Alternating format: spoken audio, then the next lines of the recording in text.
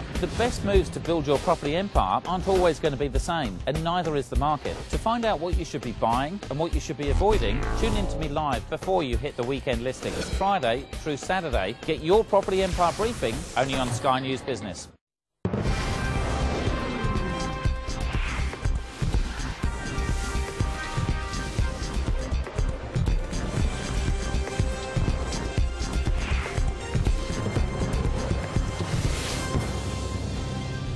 Hello and welcome to On The Record, where we go behind the headlines for hard-hitting analysis with the experts. As Australia's mining boom begins to taper off and our economy readjusts to a new normal, the long-forgotten agricultural sector could well be our next major engine of growth. Indeed, the United Nations estimating we'll need to see a 70% rise in food production by 2050 simply to meet growing demand, with prices expected to soar in the decades ahead. By 2020, the number of middle-class consumers in Asia is likely to rise by more than 1.25 billion. And the region in the round is looking to Australia as a potential food bowl. We already have an advantage producing key commodities like beef, wheat, dairy and sugar, making us a compelling, if not increasingly popular destination for foreign capital and agriculture.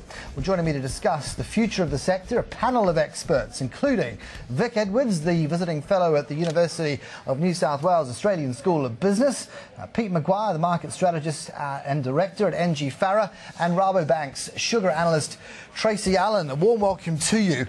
Let's start with the sugar story, because a bit like Jim Rogers, I'm going to kind of steal his line and hold up that bag of sugar, and he always has it in his top pocket and says, Tracy, my two daughters are going to be looking to this one with ever fresh interests into their future, because this is where the real hay is to be found, the real nirvana lies. Tell me about the opportunities that remain in this market, because Asia's swooped on Australia. They've left very little for domestic investors. Absolutely, Carson. You're certainly right there. We have seen the big shift in terms of asset ownership in the Australian sugar sector, largely out of the East Asian region, particularly from the Singapore-based companies there, and also not forgetting COFCO, leading trader over in China, looking at Tully sugar there. So in terms of further opportunities in the sugar milling asset space, they're somewhat limited. A lot of the mopping up has already been done. But in our view, we consider, the space for three large milling conglomerates in Australia at this stage. So in that regard, there's still a lot of scope for further consolidation. We're seeing those companies now shifting to land-based assets as well. So shifting from more of the milling-based space into ensuring that they've got enough land to put through high volumes of cane through those mills to ensure longer-term sustainability of those businesses and to ensure large volumes of raw sugar to eventually to export into those Asian regions. It's seemingly been a win-win on the productivity front, because, Vic, that productivity story is one China acknowledges they have so much room to move on. And allied to that is the whole trust in food. If you look at a survey of about 4,000 in Shanghai and Beijing, staggering 70% say the food they consume is either unsafe or very unsafe. Well, what I find is that certainly in the more affluent families and those who are educated, they will go out of their way to get good quality food. And by this I mean to go and get, say, food that they see is grown in some way that is very clean and very, very good. They can actually go and see it, and they'll pay up to 10 times more than the supermarket price. Well, those are the very affluent families. Let's talk Joe Public. Or Lady Public. Joe Public has a difficulty because he's got to meet his budget. And generally they will shop and they will buy things that are maybe not safe. But they know it because they've known from all these scandals that have occurred with milk powder and other foods that, that there have been great difficulties. Peter, you've been up to the region, plenty of times, not as many as Vic, I'm sure, but you're on the way. You know, kind of that hype in markets can oftentimes get ahead of itself. Where are we at with that one? Because let's not believe you flick a switch and suddenly everyone's on the same hymn sheet of spending. Well, these things take time. No, it certainly does. And you made reference earlier to probably the fellow that brought the commodity sector very much alive to the Western world was, as an investment standpoint, Jim Rogers. If you use his analogy, really, China is probably at 1912 compared to where America is now. So it's got a long way to go, but that's moving at such a rapid pace. And that covers every sector, from energy consumption to foods, of course, education, knowledge. They're across every footprint. And I think that what you're going to see, and we're going to see many valleys and troughs as far as commodity prices in the short term. Tracy made reference to that as far as buying up. It's a global phenomenon. They're going to Africa. They're trying to source whatever they can do as far as fresh produce for their population, and that's not falling over. So with that whole region, and then you talk about India as well, it's going to be a very fascinating century. They call it food security for a reason, Tracy. They want, as Pete says, that proximity factor for obvious reasons, even though our infrastructure may have a lot of potholes in it. But also they want regulatory certainty, ironically, because their market's as opaque as the best of them. Where are we at on that? Because the barbs are chucked Canberra's way so often, but it seems we stand up pretty well. Foreign investors aren't too concerned.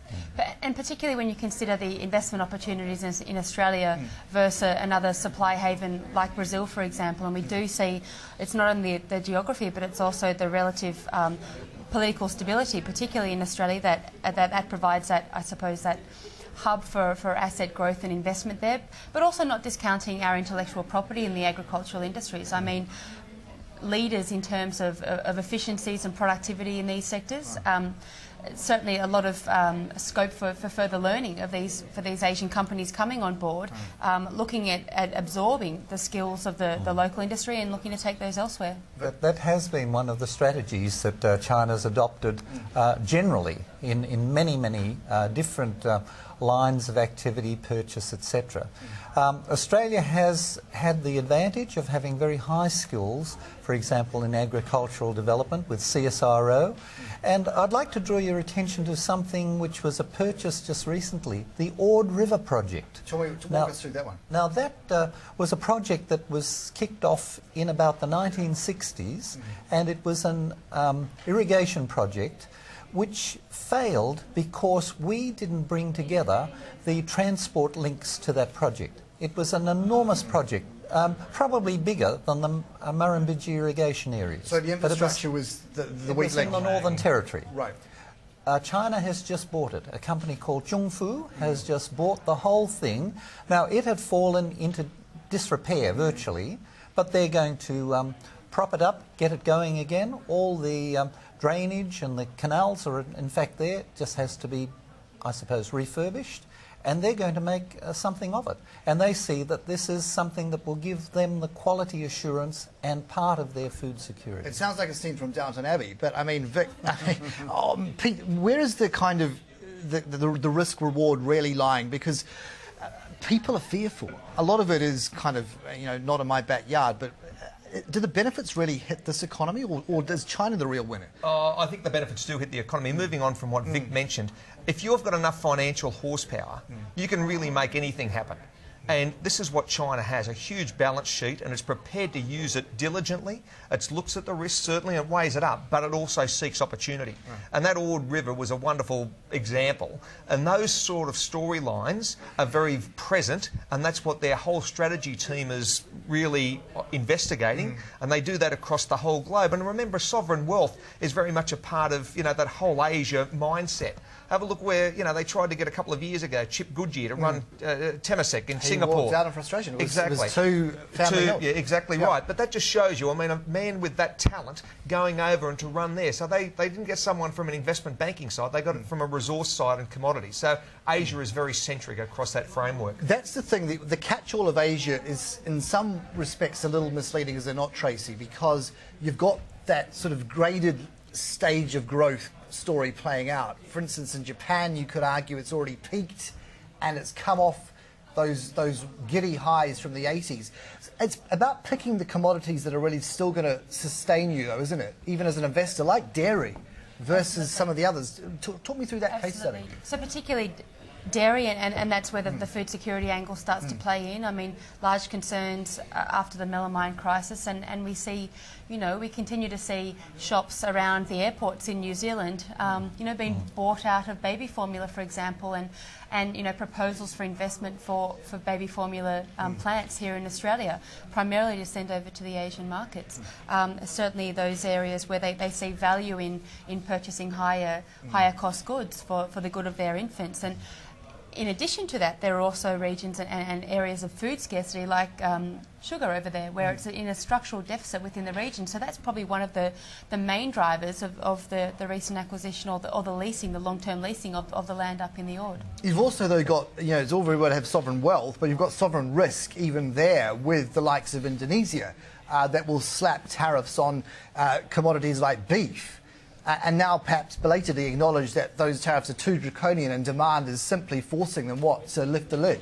Is that likely to happen sometime soon? Well, there's no doubt that there's a number of policy agendas around those kind of shifts and implementations. I mean, just thinking about the self-sufficiency aims of the Indonesians, I mean, and particularly in regards to the beef markets, with, you know, restrictions on the quota in terms of the number of live cattle that can be exported into that market, but also looking at the longer-term policy over there to be importing, you know, cattle to build their own herds with the, you know, eventual aim of self-sufficiency. Well, you say eventual aim. Vic, have you got an idea of a timeline for when farmers, as Jim Rogers back on him would say, are going to be the real ones driving Maseratis? Forget the tractor.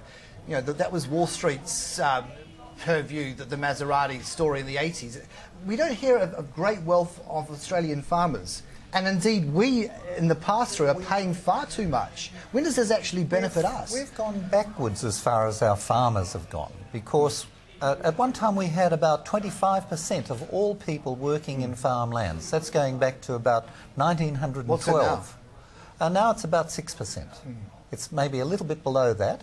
But you see, you've also got a lot of farming companies, and that seems to be the new direction, because you need capital, you need vast amounts of land, you need land that is structured in such a way that you can, in fact, for example, have seasonal harvesting in Queensland and come down through the seasons right through to Victoria and Tasmania. Now, a company can, in fact, do that. But if you have an individual, it becomes much higher cost, because you don't have that sort of economies of scale applying. Well, speaking of costs, Peter, I mean, if you look at prices paid today in real terms versus, say, in the 70s, what's the kind of comparison on some of those staples? Because for all the talk of improved production techniques and greater productivity, few consumers in these established markets like our own see that. They don't see a cheaper price on the shelf. Far from it. I mean, you know, you've only got to look at what sugar did over the last, you know, couple of years, rallying all the way through to 31 cents, and then it collapsed in price back to 13. So that just shows you the sheer volatility of the markets.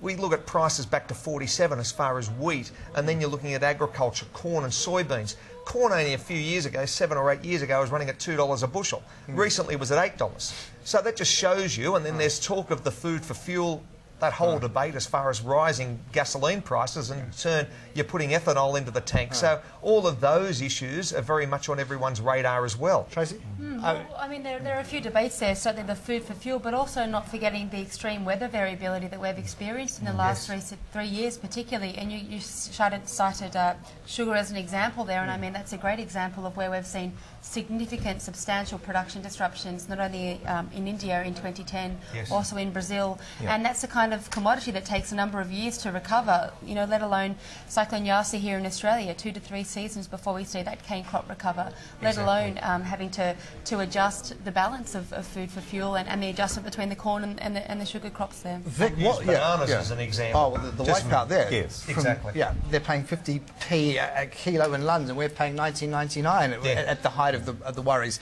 Vic, what is the kind of big kind of rain on the parade story? And that's a pun intended, because is our lack of that key core commodity, water's the staff of life, we're a dry continent. How do we get around that? Because we're putting a lot into rice production, and people would say that's someone else's story. Why are we trying to capital base? That's an old story. I don't think that that's the current situation. Well, but China is also very lacking in water. It's about only the quarter of the consumption per capita of the rest of the world on average. So we're looking at 2 continents that are that way, and I think we have to be very efficient in our use. Right. And so consequently, if you have a look at our current irrigation areas, they are transforming. They are shifting away from rice, and they're going into other things. But we still have enormous waste. I was down in the Griffith district, and to see all the oranges that have not been harvested, perfectly good. Now, the question is, how can you? And they say that the problem is that, you know, you've got Argentina and South America being able to land it and land it, say, as juicing products and everything for much cheaper than they can even ship it off the farm. Now, I'm not sure what the whole story is there, and I suspect that there's probably some levels of subsidies and there's some difficulties involved there. Let's pause, because we're going to shift gears after this, and we're going to also perhaps just augment the panel a little bit. Tracy, I want to thank you. We lose you at this point. Tracy Allen, the Rabobank sugar analyst. It's been great having your insights. Pete and Vic remain on. When we return, of course, plenty more, and we swivel into energy as well, and how all that matters for our miners. That story in context next.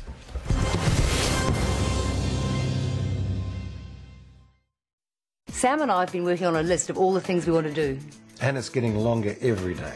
But top of the list was to make sure that all of our affairs were in order. Well, we wouldn't want to leave our family with any unexpected bills. One bill everyone's going to incur sooner or later is for funeral costs.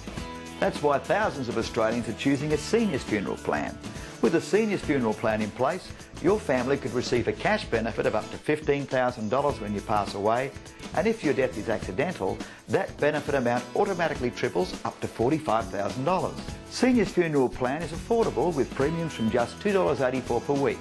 All Australians aged 50 to 79 are guaranteed acceptance with immediate cover available in a single call. We've got peace of mind knowing our family won't have to worry about our funeral costs. And that's the first thing ticked off our list. For easy and affordable funeral insurance, call 1300 71 0843 or visit seniorsfuneralplan.com.au. Welcome back. Well, much like food security, energy security is a hot global issue. Few countries can secure their energy supply without international cooperation. China is no exception. Indeed, the Tiger economy is now the world's largest energy producer. It's built up a comprehensive energy supply system that comprises coal, electricity, petroleum, nat gas, as much as new and renewable energy resources. But as energy development is still facing myriad challenges, its resource endowment isn't high, its per capita share of coal, petroleum and nat gas is low. And meanwhile, its energy consumption has grown too quickly in recent years, and that's increasing the strain on energy supply. Fossil energy resources exploited on a large scale, and that's causing plenty of damage to the ecosystem. Where to from here, and importantly, what role for Australia in China's energy future needs? Well, my panel, Vic Edwards, the visiting fellow at the University of New South Wales Australian School of Business, Pete Maguire, the market strategist and director at NG Farah, and now joining us, Matt Trivett, Patterson Securities commodities analyst. Might start, Matt, with you on a kind of a Ben Franklin quote from long ago. When we weigh up the issues that kind of are going to guide us into the future, we have nothing to fear except fear itself. How would you respond?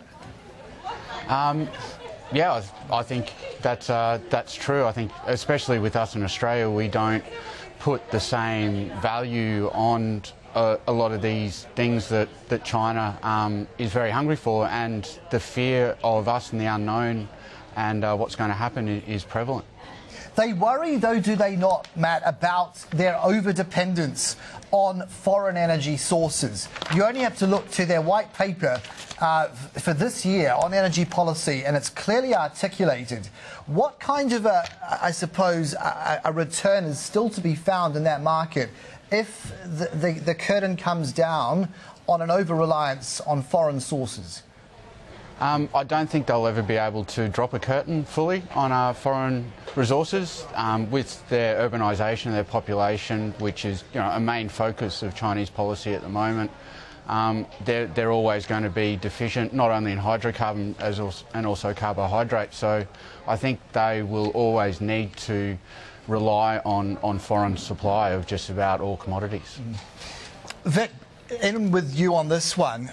Pulling no punches, the white paper, particularly on the policies of developing a policy on energy. Quote, China is faced with the daunting task of not just developing its economy, but improving people's livelihood and building a moderately prosperous society. Which of those comes first? Is that the order, or how do you read its progression? No, I think that they've always got to look after their population, because it's quite fragile in the sense that if they upset too many people, they've possibly got revolution on their hands. And even though you've got a one-party system, that one-party system is a sort of democracy in the sense that you have people power still filtering through. So if they don't keep the people reasonably happy, they've got problems. And that means that they must have their, say, economic and their well-being position better off year after year. It's as much, and moving on from that, I mean, following on from what Vic mentioned, Carson, it's very mindful. They've all lived through the recent Arab Spring. They're very conscious as where a great degree of their energy is coming from, and their ties to Iran, of course. And their growing consumption, their increasing dialogue with all of the stands, Uzbekistan, Kazakhstan, Turkmenistan, Brazil, Venezuela, Russia, for all energy sources. So that's only going to increase, and their demand is not going away. Previously, we also mentioned as far as fresh water, and one of the great challenges there is, of course, nuclear power and the huge needs of fresh water, so they can't go down that pathway. I want to put that one to Matt. I'm so pleased you raised it, because they kind of rather disingenuously at the end of their white papers say China did not, does not and will not pose any threat to the world's energy security. How can you kind of keep allies happy, like the Irans of this world, and like the North Koreas of this world, notably this week, getting a successful launch, and still say we're all kind of benign? It seems almost paradoxical. I think it is. Well, like it or not, where they're positioned geographically, they're in a central hub, and they've got Russia on top of them, they've got all the Middle East, and they've got gateways as far as transportation, so they can import plenty because they're on the ocean. But the issue is that they need to maintain supply, and that, like what anyone says, they're prepared to pay really whatever, because in the 90s we were looking at $15 a barrel. Today we're looking at nearly 100. All right, well, as part of that, you touched on the nuclear dimensions. Let's bring Matt Trivett from Patterson's in Brisbane. Matt, you know, the nuclear debate, it kind of waxes and wanes here, with some states saying yes to uranium, for instance, others having deep-seated reasons not to. Where are the investments, the potential for investments really lying at this point in the cycle in, say, the next 5 years? I think there's a couple of areas, and you know, China does embrace all of these different types of energy, so it's got a real energy matrix.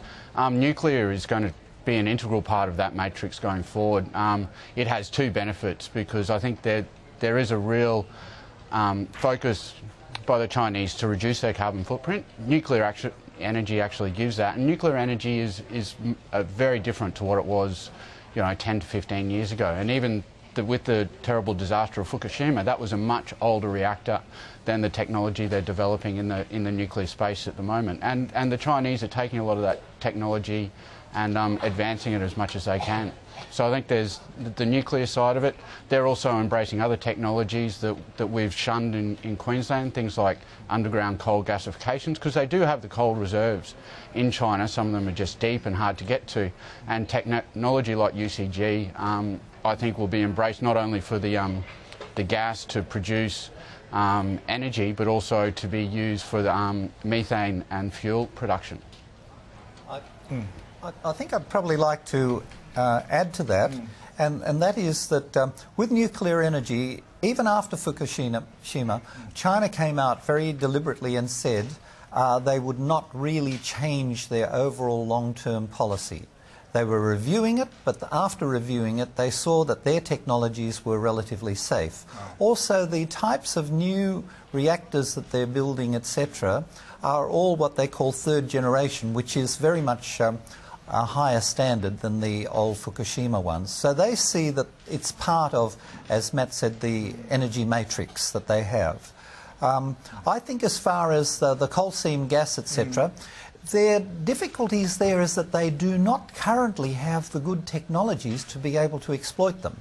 So they are very busily trying to do joint ventures. West, you mean? Yes, joint ventures. And then they'll rip off the R&D and claim it as their own, as a word to paraphrase. Either that, right, or they will be able to exploit it. Well, that's the thing, Pete, because, I mean, the whole solar cell debate as well, and they flagged that as one they want to bring to the rural areas as much as the urban centres. Yes. I mean, Australia, we're not in that game. Why not? I mean, we've got every reason. I mean, CSIRO dabbles in it, but we hardly have kind of made a global name for ourselves. Well, we haven't, but we also need to be conscious that we've got the deserts and we've got plenty of sunlight out there to have, you know, solar farms and so on, but we've only got 22 million people, and it requires a huge amount of investment and capital costs, and unless someone's prepared to partner, possibly with government, or to go out on their own, people are deploying capital in other ways. Versus China, it needs that, and it's got a population to sustain.